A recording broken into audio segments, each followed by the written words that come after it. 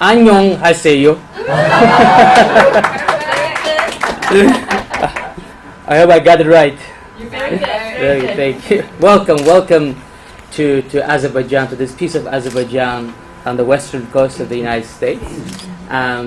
We have in the United States 2 diplomatic missions. One is, of course, the embassy, bilateral diplomatic missions. One is embassy in D.C., and the other one is this Consul General. It's the only Consul General we have in the United States. So hopefully more will come over the years to come. So far it's the only one, and we cover 13 western states, including California. So from Montana down to New Mexico, everything westwards, including Alaska and Hawaii. So it's a nice area, interesting region for us to be, and it's a great privilege to welcome you all to this unique historic meeting, I would say.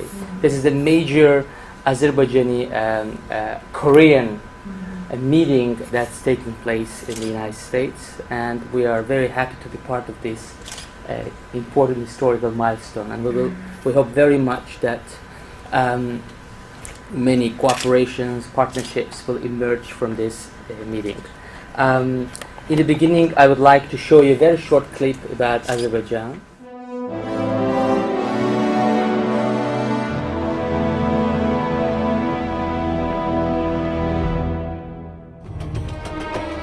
Welcome to a journey through Azerbaijan, the most fascinating blend of tradition and future in Europe. With its breathtaking architectural landmarks, art and culture, new facilities for international dialogue, and fascinating resorts on the Caspian coast. A country blessed with natural resources, having arrived in the 21st century. The new SOCAR headquarters, the tallest building in the whole Caucasus, the work of many committed people. SOCAR is a leading integrated energy company, providing not only natural resources, SOCAR also refines, transports and brings oil and natural gas directly to the end consumer. Azerbaijan is famous for the richness of its nature and its oil and gas wells. Neft Dashlari, the oily rocks in the Caspian Sea. This worldwide unique chain of artificial islands has become a modern offshore platform. Azerbaijan's industry shows continuous growth. The first national pipeline factory began production in 2013, providing new facilities for important projects like Shah Deniz. Southeast of Baku in the Caspian Sea, Shah Deniz is one of the world's largest gas condensate fields. The project will bring gas from the Caspian Sea to markets in Turkey and Europe, opening up the southern gas corridor. Azerbaijan, its future is promising. Its history full of abundant treasures. It boasts an enormous cultural heritage, like Gobustan, a listed UNESCO World Heritage Site, and the temple Atashgar, the House of Fire. Since ancient times, tea has been one of the most important agricultural products in the region. A significant part of the rich culture of Azerbaijan, as well as carpet weaving, one of the most ancient kinds of arts and crafts. The magnificent palace of the Khans in Sheki bears testimony of the rich culture. Due to the tradition of the past, the nation remains open-minded. State and religion are clearly separated. Although Islam remains a vital part of the tradition, the tolerance in matters of faith is high. Many leaders of global religions have been welcomed in Azerbaijan. The economy is growing in a sustainable way. Take, for example, the new solar cell factory in the city of Sumgayit. The nearby Technologies Park was built for the development of the non-oil sector.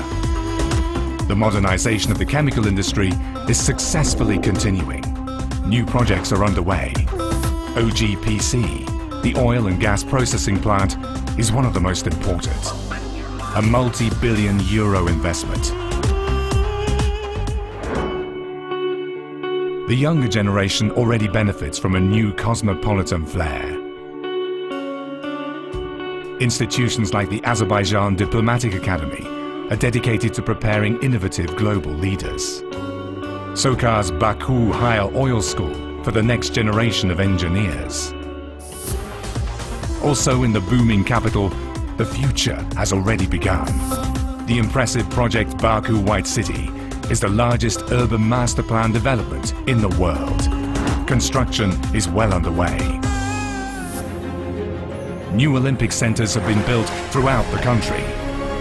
The ambitious Olympic Stadium in Baku will have a capacity of 64,000 spectators, opening its doors in 2015 for the first European Games. The capital is once again a desirable place for life and entertainment, attracting business and foreign investment. Baku reflects a spirit of optimism, the spirit of Azerbaijan, land of the future.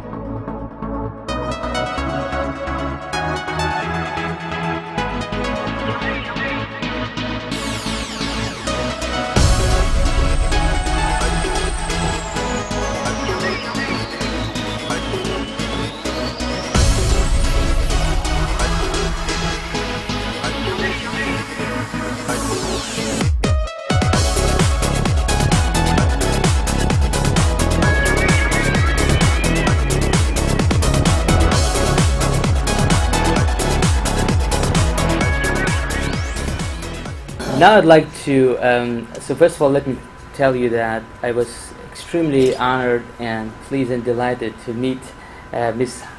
Hayten Im several months ago here at the consulate, and I'm so grateful and appreciate her effort in helping and coordinating this beautiful meeting today, and thank you very much. And now I'd like to invite you to share your opinion.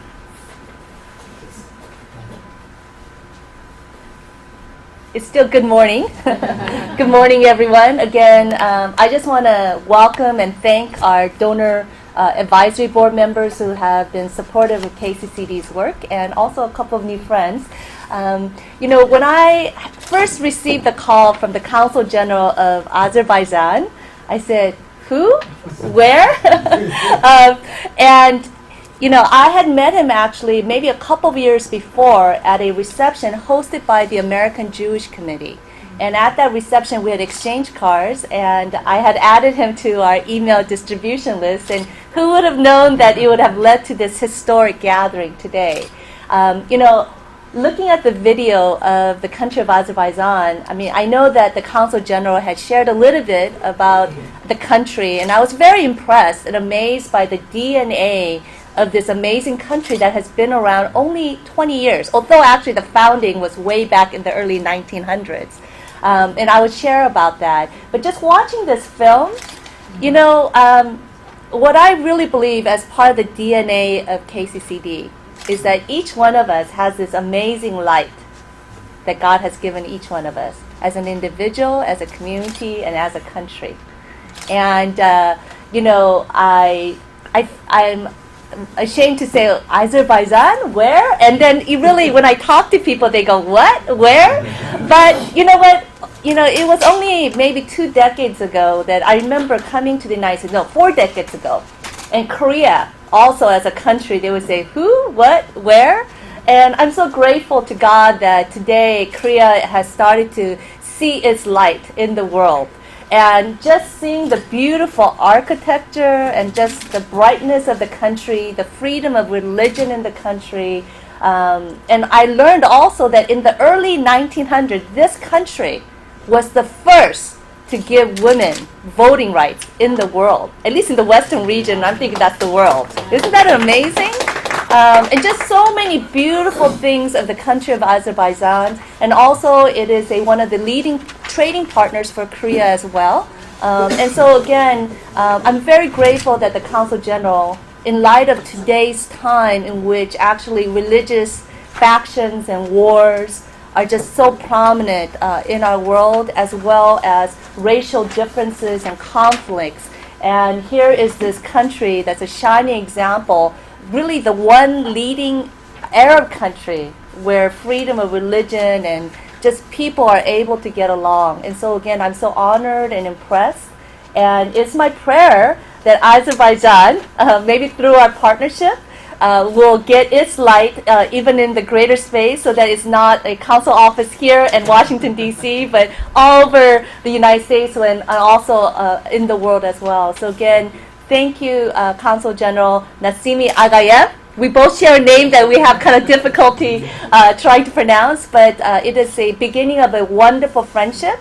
And we have many other friends here who are part of the KCCD community beyond the Korean community, but I think this is a start, and we look forward to many opportunities to work together.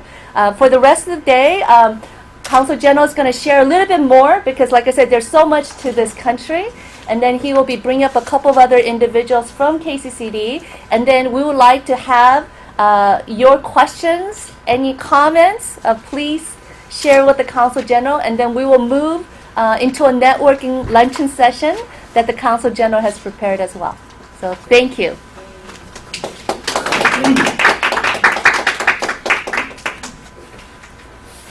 Thank you. Thank you, Ms. Im. And yes, we'll also welcome, as I understand, members of other beautiful communities here in Los Angeles. So thanks for being with us, for joining us at this event. So I'll give you some more background information about the country so that you have a better idea what Azerbaijan stands for, what Azerbaijan is. So this is our geography, very interesting geography. So this our neighborhood, so Russia, Georgia, Armenia, Turkey, and Iran, and the Caspian Sea is on the east coast. So sometimes we call ourselves the Caspian West Coast.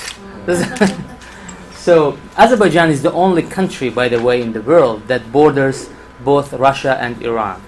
So it's right in between, a small country the size of the state of Maine, and the population is like 9.5 million people. It had a tumultuous history, a long history, so many nations and powers came and went away, and sometimes we were on their way, so we happened to be part of these empires during the history. But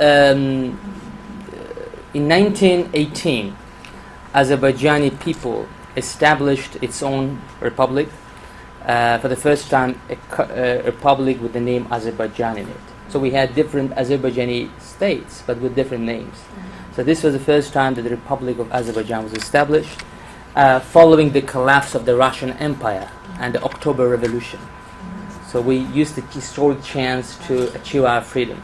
So this republic, here you see the members of the cabinet of this republic, prime minister and other ministers, was the first parliamentary democracy in the Muslim world, secular democracy. For the first time, religion was separated from the government, and that was in Azerbaijan. It was not just secular democratic; it was also multi-ethnic and multi-religious.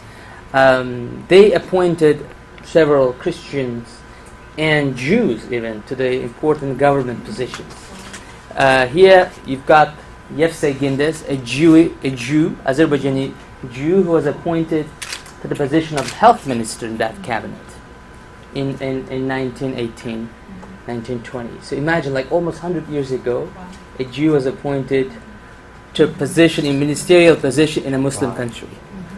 So very progressive republic, the first, many first, like a first university there, and this, for the first time the woman got right to vote in the Muslim world, but also before many advanced nations like the United States. We beat the United States 1 year. We did 1919, US with 1920. So, but unfortunately, the Bolsheviks in Russia got stronger, and they moved southward, and from where did they start the reoccupation, re-invasion of the Caucasus region? They started from Azerbaijan because of Azerbaijan's oil. So we had a well-developed oil industry. Actually, the very first oil well in an industrial way was dug in Azerbaijan in 1848. Many think that it was in Pennsylvania in 1859, but it was in Baku in 1848. So a long industrial production of oil. Nobel brothers were there, Rockefeller, Rothschild, all giants. So the oil was there, and the Bolshevists, the Soviets, they needed oil. So they started the reoccupation. So Azerbaijan was invaded, and the independence was ended. So we became part of the Soviet Union for the next 71 years. But there was a light at the end of the tunnel. Now the second time, again the Soviet Union collapsed, and we used the second time our chance to become free and independent again. By the way, one of the massive anti-Soviet demonstrations was in Azerbaijan. So million people gathering in our now Freedom Square. Back then it was Lenin Square, after Lenin. So gathered there demanding freedom, and actually Gorbachev, very beloved in the West, did something very wrong. He sent 26,000 troops to crush that demonstration because he understood that if that's not suppressed, it can spill over to other republics. So the troops killed hundreds of people in the streets of Baku, peaceful demonstrators. And Gorbachev's plan backfired. It changed overnight our identity. So we understood that we could no longer be part of any empire. We need our freedom. Right. So a year and a half later, in 1991, Azerbaijan restored its independence. So we always say restored. We don't say established, re-established or restored, because we had the independence that was stolen from us 70 years ago. So since 1991, Azerbaijan is independent. These are some data. The beginning was, of course, very difficult because in the Soviet Union you had this controlled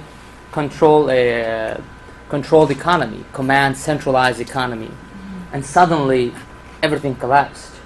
So factories stopped working, plants stopped working because they needed to get some raw materials or parts from other republics, from Siberia or Uzbekistan or Ukraine. But those plants also stopped working. So this whole system collapsed. So it created enormous unemployment. I remember, well-qualified engineers driving cabs just, to make some money for their family. Very, very hard times. Long queues for basic food, bread. I remember in my childhood, the happiest moment was when the bread truck finally arrived after hours and hours of waiting. So, and of course, the whole geopolitical situation around the country, just looking at the geography, you can understand how difficult it was. But in 1993, President Heydar Aliyev was elected in a landslide victory to become president of the country. President Heydar Aliyev was one of the highest-ranking Azerbaijanis in the Soviet Union. He was the first deputy prime minister of the Soviet Union. But then he retired, and he protested against Gorbachev's killing of his nation. And then in 1993 he was elected president of the country. So that's how Azerbaijan started changing, and the whole reform process started. And the major decision that was made to use our oil resources for the development of the country. So what President Aliyev did was very strategic and wise. He invited major Western energy companies to come to Azerbaijan and help Azerbaijan develop its resources. So in 1994, this so-called contract of the century was signed. It was a contract with the largest amount of investment for that time in the 20th century. So it was signed in 1994, and you see some of them are now dead, like Pennzoil, etc. but like BP and the Amoco back then was a major, and Unocal, Pennzoil, and all other American companies, and some other European companies joined this contract. So it enabled us to use our oil for the development of the country, and slowly the revenue started coming, because our technology was outdated. Soviet technology was outdated, so we needed a modern technology that could develop these resources. And now, when the contract was signed, the major question was how to get this oil independently to the world markets. So there were some other options, as you see, through Russia, to the Black Sea, and from there, Iran actually offered another option, an oil swap. We'd exchange the oil on the border, and we wouldn't need to build a pipeline. And then Iran would give us the Persian oil in the Persian Gulf, Iranian oil in the Persian Gulf. But we opted for this pipeline that runs through Georgia, Turkey to the Mediterranean Sea. And it turned out to be the most reliable and stable pipeline. So the pipeline was built with the strong support of the United States.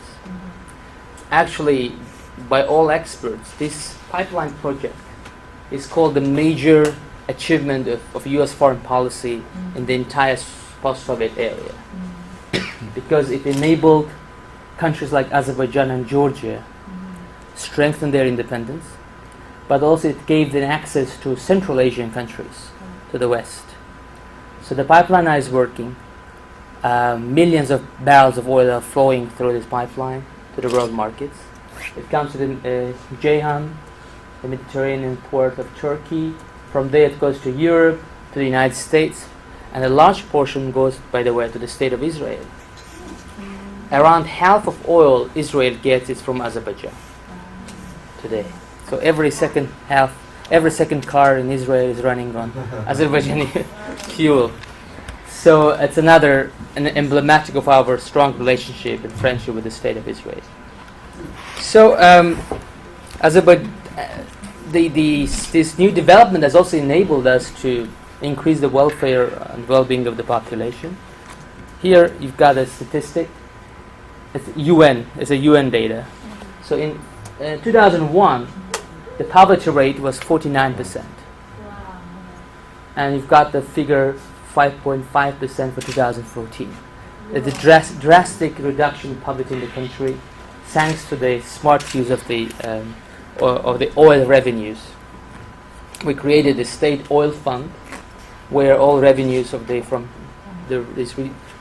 oil revenues are accumulated, and today it's like $35 billion, which is a kind of a cushion for us for any instabilities we may have. And the purpose of this fund is to keep the money for future generations. One of the major projects that is now financed by this fund is the study abroad program we have. So according to this program, thousands of young Azerbaijanis are sent to the best universities of the world, and the whole education is financed by this fund. Tuition, even like the insurance, all the costs, even one time back home vacation. And we have already over 1,000 of them who have graduated and returned to Azerbaijan. There is no condition, like some countries who have similar programs, they mortgage the property of the students so that they come back. So we thought that would be a violation of human rights, so we didn't go that way. We say, it will leave it to your conscience. So we've paid for all your education, just come back and help the countries. And majority of them have returned so far, and they work in private or public sector, and bringing their new modern knowledge to the country. Azerbaijan also has strengthened its diplomatic position. So in 2011, we got elected to the UN Security Council for a 2-year term, and here you see our president chairing the UN Security Council.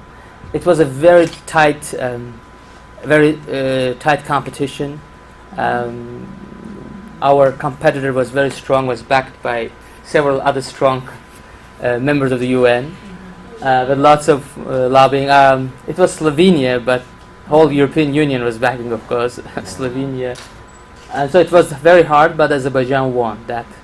Usually, these elections are very, easy. So the countries talk among each other and say, okay, this time you're going to be on UN Security Council. But in our case, we needed 17 rounds of voting. So diplomats were sitting in the General Assembly saying, when can we go home? Vote again and again, vote again and again. But finally, Azerbaijan won 155 votes and was elected to the Security Council. And we have also built strategic relationship with the United States over these years. We have a cooperation ranging from energy to the fight against international terrorism. When 9/11 hit the United States, Azerbaijan was one of the first countries to offer its assistance immediately to the United States. Our president called George Bush immediately and said, we are with you. So we opened up our airspace, our land routes for the operation in Afghanistan. We also sent troops to Afghanistan to fight with Americans there. And when Iraq war happened, even a little bit more controversial than Afghanistan, but even in the Iraq war, we were together with the United States. We were the first Muslim nation to send troops to Iraq, by the way. And they stayed there until 2008 and had some casualties. Here you see the Northern Distribution Network, a very important network that provides the troops in Afghanistan, American troops and coalition troops in Afghanistan, with all the supplies. And it passes through Azerbaijan. 40% of all supplies going to Afghanistan pass through Azerbaijan. Of all supplies going to American troops and coalition troops. So a very important, crucial link, because you've got also southern distribution network, but from time to time it used to get closed due to political problems. So it was very important to keep those troops there well supplied. So without this link, it wouldn't have been possible. So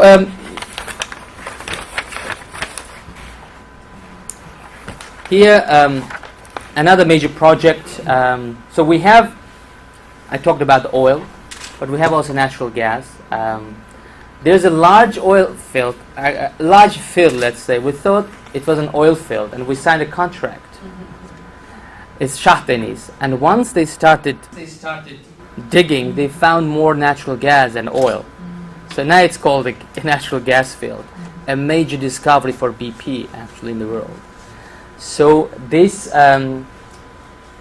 it will enable us to transport and export enormous amounts of gas, natural gas, to Europe through this pipeline that you see from Azerbaijan uninterruptedly to Italy. So it will help European Union to decrease its dependence on one single source of natural gas you're aware of. So it's a huge contribution to European energy security and energy independence. It's being supported strongly by the United States because US wants its European allies to be not so dependent on just one single source. One major thing that makes Azerbaijan stand out in our region and in the Muslim world is its strong traditions of tolerance and interfaith harmony. Azerbaijan is a majority Muslim nation, like 95% of the population are Muslims, but it has a strong Christian community, over 200,000 of them, and a strong Jewish community, 30,000 Jews still living in Azerbaijan. Actually, maybe it's would be unknown to many. Azerbaijan was one of the earliest states of Christianity in the world. So the country called Caucasian Albania, which we call our ancestors, was located in Azerbaijan, on Azerbaijan's territory, and they adopted Christianity as a state religion in 313 AD. So in the 4th century, the king Urnair adapted this Christianity. So the Christian heritage is very long, but even before that, in the 1st century, when you go to Baku, the old town, you can see even that burial place of one of the Jesus apostles, Bartholomew, who came to Baku, to Azerbaijan, to spread his religion, and he's buried in Baku. So it's like almost as long as the history of Christianity, and we have the oldest Christian church in the Caucasus in Azerbaijan as well.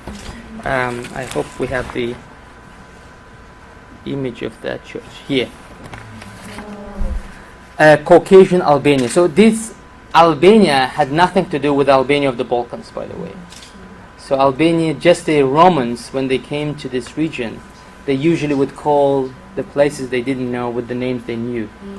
They called this place Albania, and they called Georgia, the present-day Georgia, Iberia.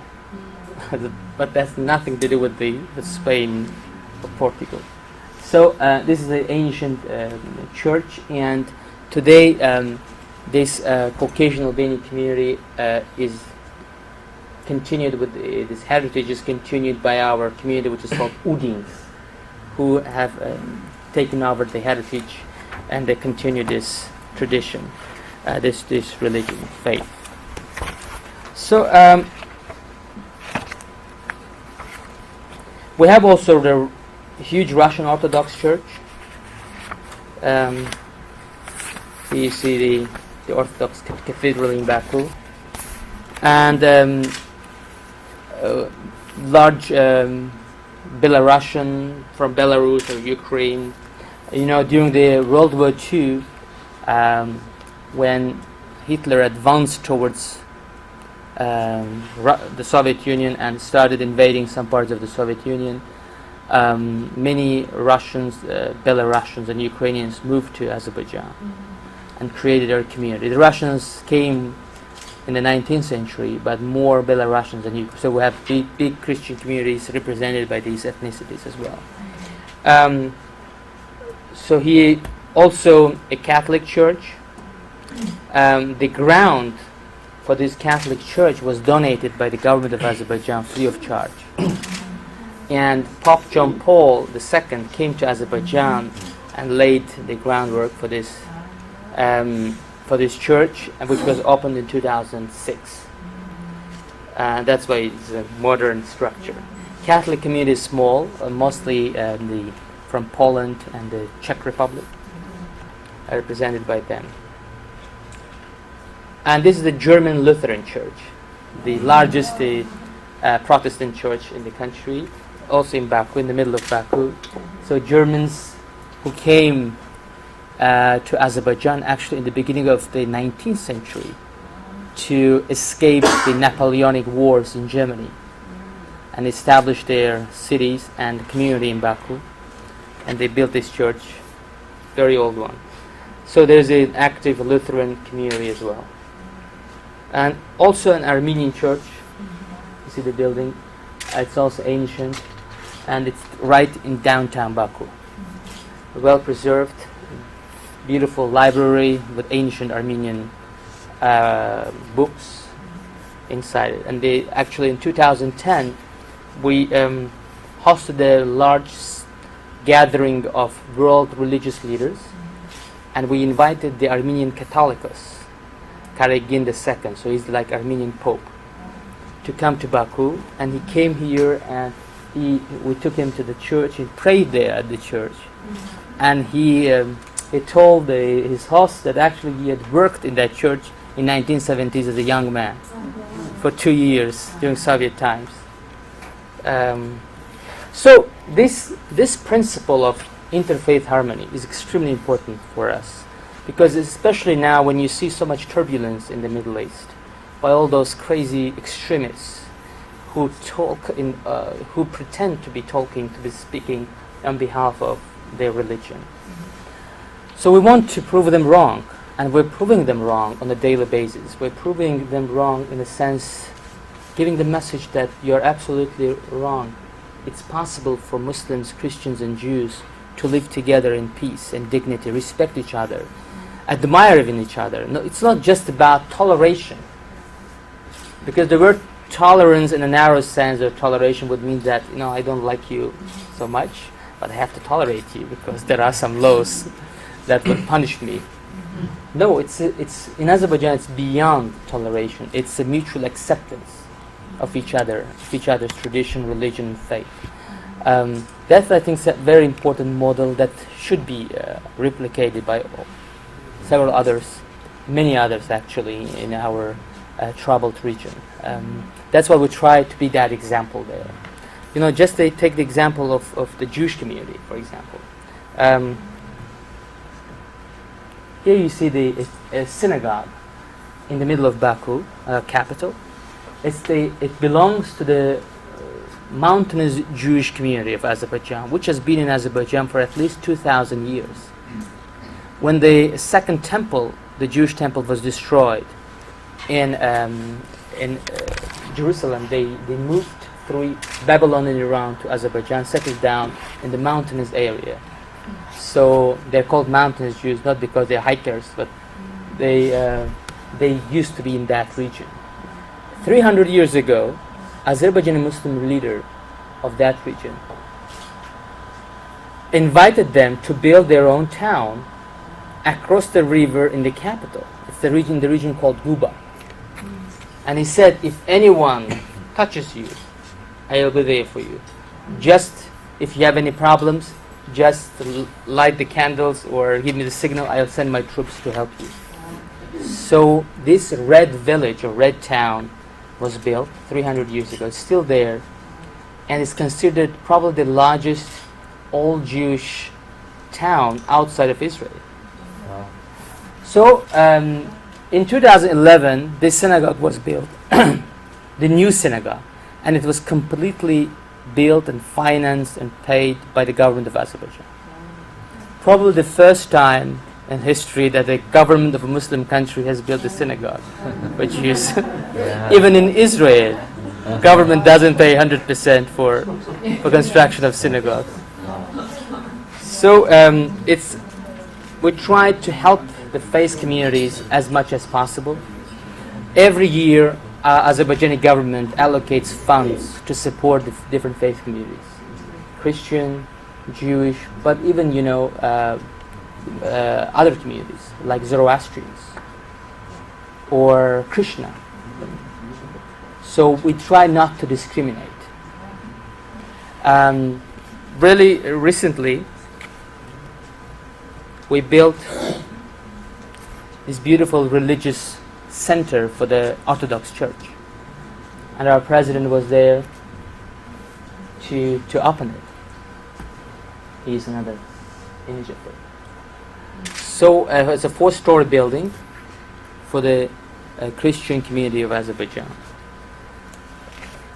And another example, our state oil company, SOCAR, you saw that in the video. It's a major oil energy company in the region. The SOCAR provides free natural gas to all churches, synagogues and mosques in Azerbaijan, but also in Georgia. So Georgia is a Christian country, and they have plenty of church. So it's not about like hundreds, thousands. So they get provided free natural gas every year. That's another sign of our goodwill. And also the synagogues in Georgia, in mosques, so all faith communities. Even we try to do some projects in Vatican. Our First Lady, UNESCO Goodwill Ambassador, Mehriban Aliyeva, has signed an agreement in 2012 with Vatican about the restoration of the catacombs, which needed restoration, the old catacombs. And the Heydar Aliyev Foundation, the foundation that was named after our president, who started modern Azerbaijan and who died in 2003. So the Mehriban Aliyeva leads that foundation. So that foundation restored those catacombs. So you see these catacombs and after the restoration. And our president and the First Lady met the Pope in 2015, and we have also restored a cathedral in Strasbourg like a few years ago. So we tried to make this contribution not only in our region, in Azerbaijan or its Caucasus, but also go beyond it, bringing together many religious leaders for big events, like I call this the World of Religious in 2010. Here you see the head of the Russian church sitting there, the Armenian Catholicos next to him, and over there from Turkey, Vatican, and all major religions represented. Last year we hosted the Intercultural Dialogue Forum, where we brought together like over 500 people to discuss the ways of finding solutions to the problems we are facing, the humanity is facing, especially in the interreligious sphere. And this, you see this is the forum. And this year we're hosting in April UN Alliance of Civilizations Forum, which will be a very, very large event. And I think it's quite important. You know, when you don't talk to each other, there are so many misperceptions, so many prejudices. Once you start talking, you start changing. And we understand that despite our ethnic, religious, and other backgrounds, we are all human beings, and we can find a common language. And of course, there are differences. But as long as you discuss the differences in a civilized way, with respect, and also try to find the moments that unite us, it works. And Azerbaijan's example shows it. And we try to make sure that people get together and take maybe something from that meeting with them back to their homes. And usually we have their people from Fiji to Canada covering the entire globe and different faith communities. Let me show you this remarkable man. This is our Sheikh al-Islam. So in terms of the harmony, it's not just enough as a Muslim country to have this mutual acceptance between different religions. It's also important to have an understanding within your own religion. So in Azerbaijan we have like 85% Shiites and the rest are Sunnis. So as you've seen in many countries, there are very strong problems between these two communities, even leading to deadly violence. But in Azerbaijan, there's a huge harmony between these two communities. They pray together, they marry each other, which is unimaginable in millions, and they work together without any problems. So he's the only sheikh or imam of both Shiites and Sunnis. He can issue fatwas for both of them. Wow. His first deputy is Sunni, but he's Shiite. So another sign of this intra-faith harmony, which is quite important and which shields us as Azerbaijan from all that extremism that's going on in the region. And here is this Sheikh al-Islam together with the head of the Jewish community, Mountains Jewish community, and the Orthodox community, Archbishop Vladika Alexander, and the Catholic Church. They jointly visited DC, a forum that was there, and they're praying here together.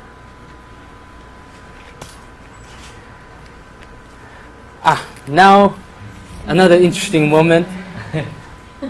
Korea and Azerbaijan. Korea is a very important partner for Azerbaijan in Asia. In 2005 we opened our embassy there and the embassies were exchanged. Korea opened an embassy in Baku. And in 2006 the President of Korea came to Baku, to Azerbaijan, and his visit was returned by our President in 2007. The trade turnover at the moment is close to 250 million. In 2008, it was close to 900 million. And around 40 Korean companies work in Azerbaijan and participate in major projects in the country, like Hyundai, Samsung Engineering, LG, Daewoo International, GC Construction, Hyla Construction, Hiram Architecture and Designs, a few names for your information. So they actively participate in large state, government, and private projects in the country. There is a very, very intensive exchange on all levels: political, economic, and humanitarian. Humanitarian and cultural links are very strong, and as we mentioned in that short background, we consider Korean people as brothers to Azerbaijani people, because we are linguistically actually in the same language family, Altai language family.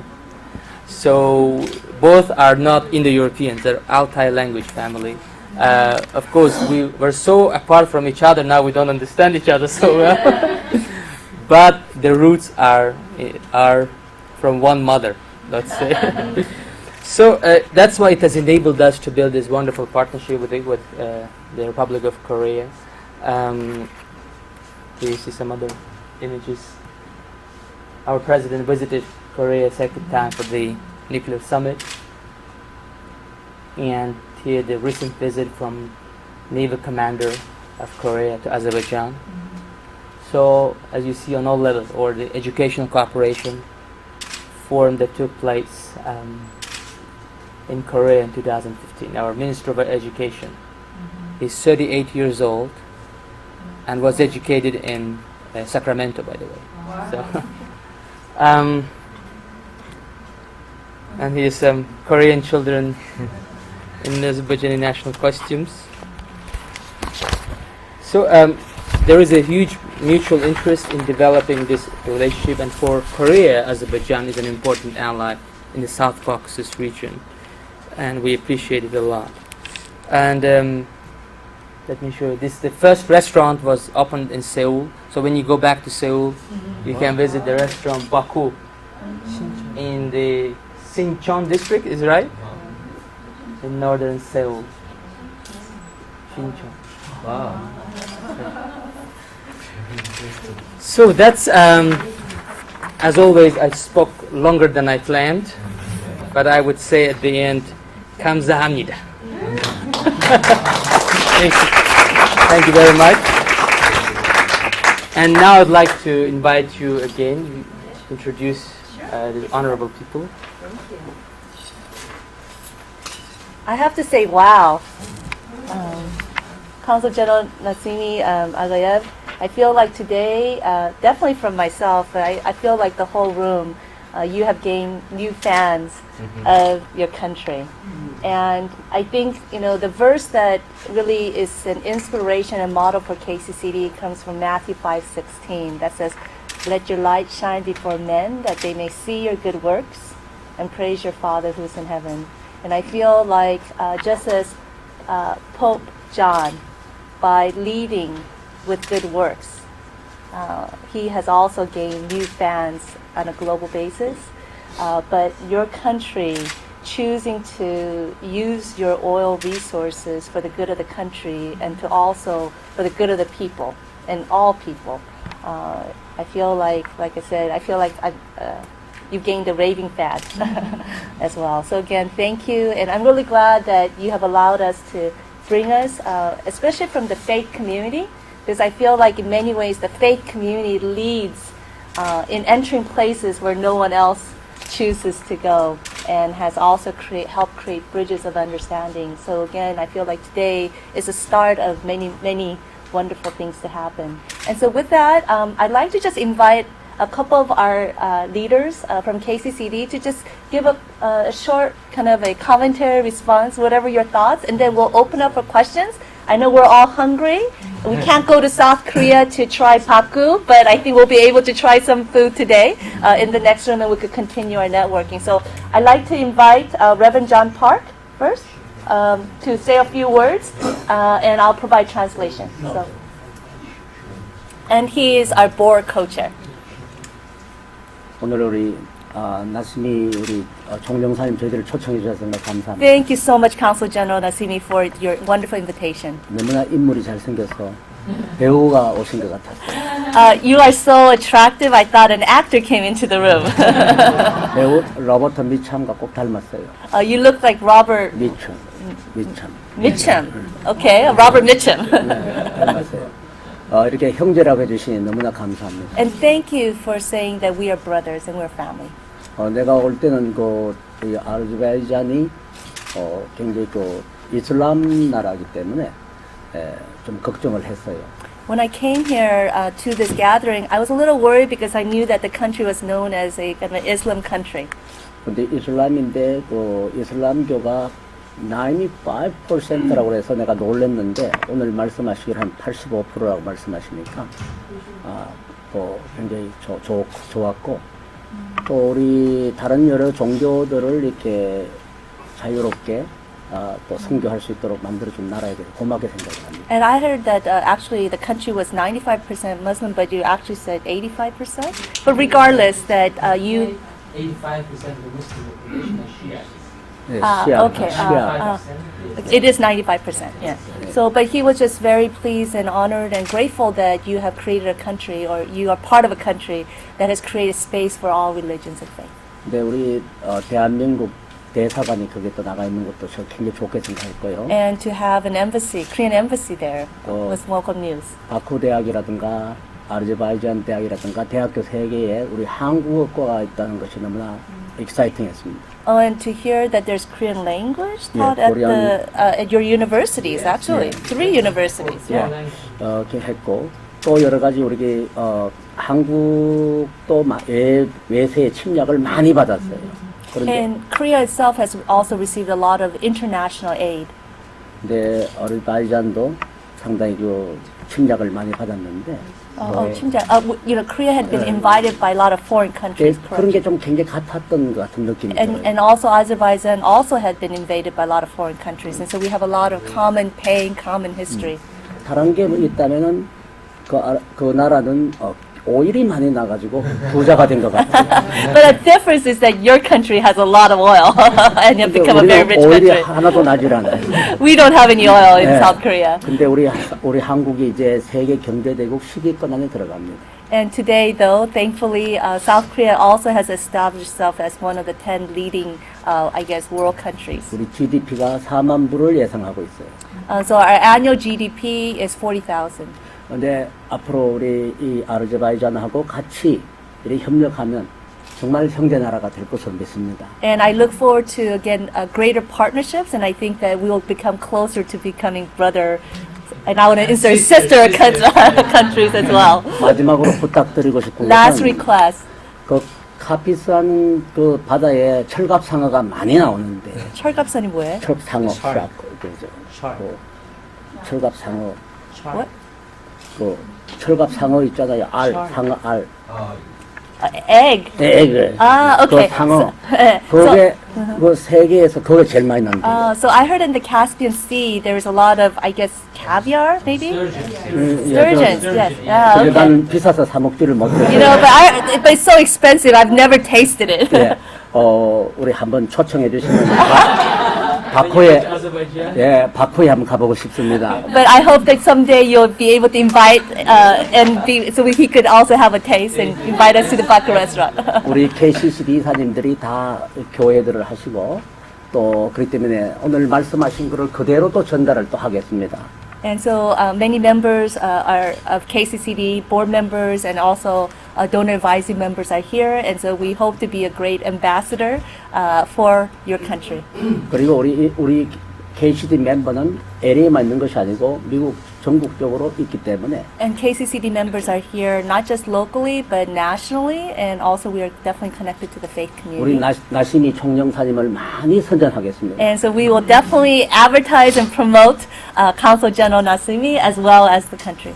오늘 불러주신 거 너무나 Thank you 감사합니다. so much for this amazing 하나님께 invitation. 기도하겠습니다. And I will pray for your country. 지금 아니고 여기 한숨 한다면 예.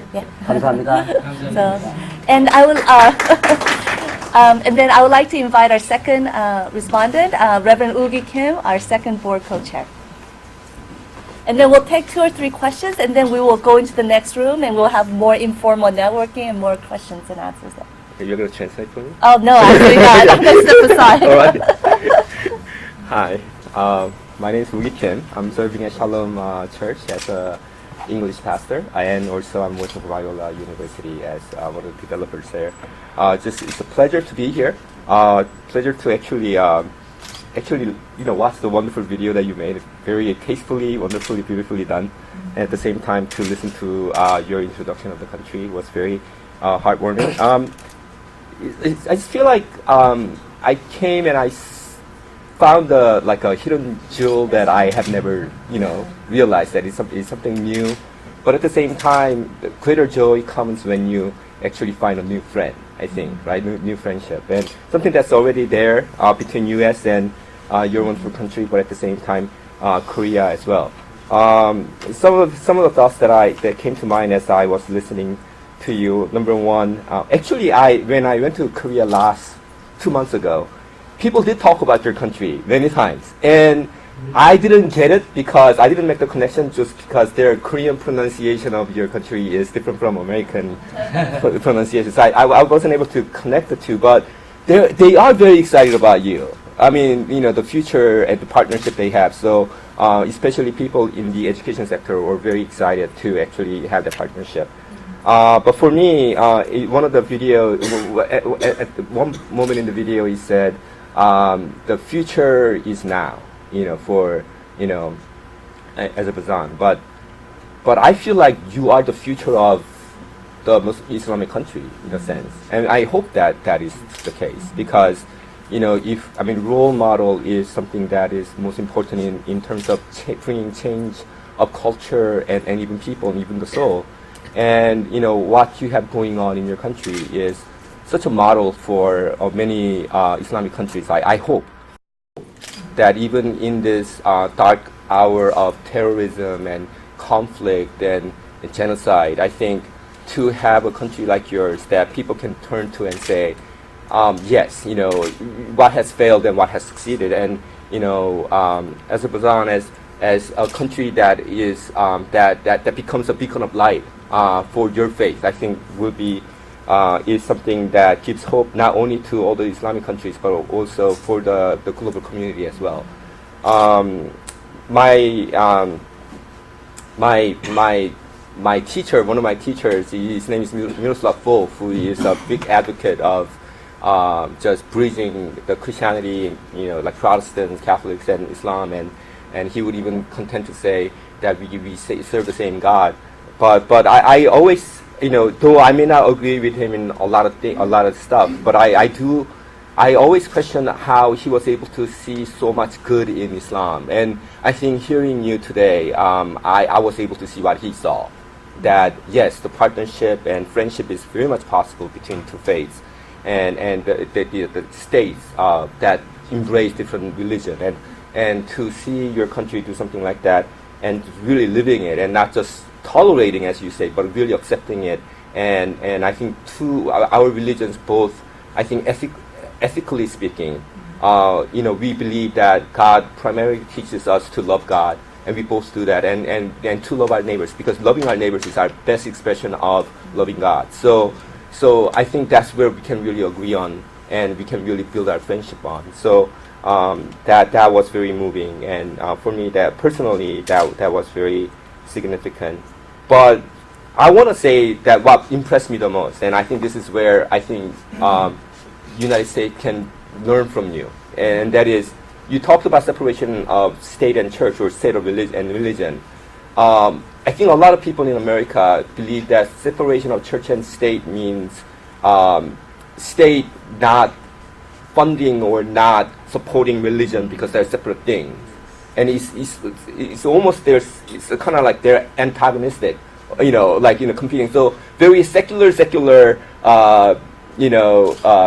people who are for government but against religion are thinking religion is bad, and they're the cause for all the wars around the world, and so the state should stay away from religion as much as possible.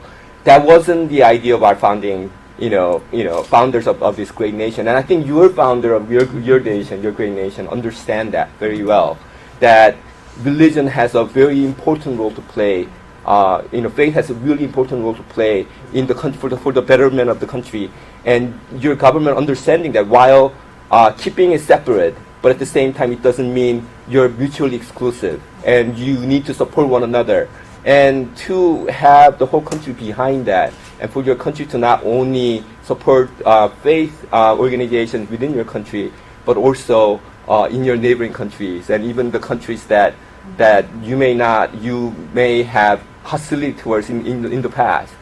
That to me is the most impressive thing that I have heard in a while. So I just want to say that I owe you a ton of gratitude for sharing your history, your heritage, and what's wonderful things that are happening in your country. So thank you very much.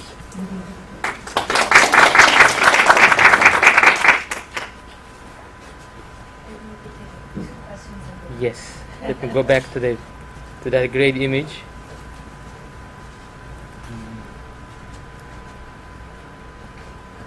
Almost there. Yes, I love this Korean. Thank you. I have a good Korean friend, and I asked him, "Is it right?" And we don't want to put something wrong there. I thank you so much for all these beautiful remarks. Appreciate that, and thanks for the addition, brothers and sisters, two brothers and sisters. And you said Korea doesn't have oil, but Korea has very bright people that have turned the tides of the country and made it an island of stability in that very difficult neighborhood. So Korean people actually did a magic, and which can be replicated by others. So, and by the way, I mentioned the study abroad program, financed by our state oil fund. Many students who use this program go to Korea. So we have many students, Azerbaijani students in Korea now at the best university of the country, financed by the government of Azerbaijan. Then the other way around. But many Koreans who come to Azerbaijan, by the way, to learn Azerbaijani language. When I was a student, I thought it was like 20 years ago, we had even Korean students there speaking Azerbaijani to us, and I was really amazed. Never saw any Korean, but now he stands in front of me and speaks Azerbaijani with me. So even from those 1990s started this process of approachment between these two people.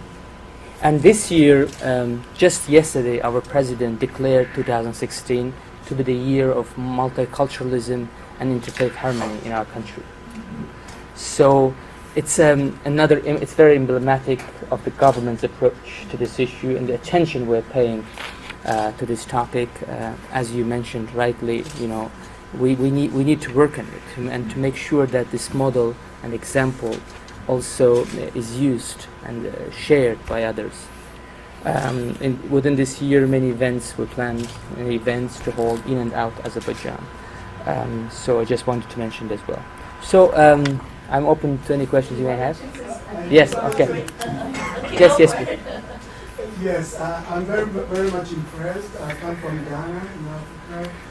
About a couple of years ago, I was invited by the World Methodist Council to any university to deliver a paper on pluralism and working the world of pluralism, how we could live together, different beliefs and lifestyles, and yet live in harmony. And I really, really wish I knew you. So my question is that, how did you do it? How did your government or your country, how is it able to live together in such a pluralistic environment and yet grow? Is it cultural, or is it a systematic, structural institutions, or is it policies that you put in place? How are you able to do that? Actually, you have kind of two situations. So there are countries where society is accepting, tolerant, but the government is not tolerant. That's the worst situation. Or actually, the worst situation is when both are intolerant, both society and but even when the government is intolerant, that creates lots of problems for the country, because government has many resources that it can use, administrative resources. So governments can do nasty things if they want. In Azerbaijan, we're lucky to have a twofold situation. Both the society has been tolerant for all the centuries, hence these beautiful communities living with us in peace for centuries. And the government has elevated these traditions to a state policy, government policy, official policy, supporting it by all means it can. And we see diversity as a virtue for us. It's not we don't see it as a challenge, a problem. We see this multi-ethnicity, multi-religious situation and interfaith and multi-faith harmony as our strength that makes Azerbaijan even stronger.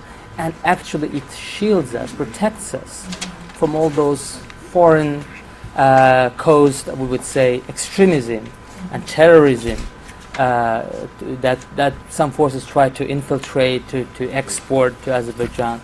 But it has shielded the country so far. So that's why we are grateful to our multiculturalism for the stability we have. Also to the policies that are pursued by the government under our president Ilham Aliyev.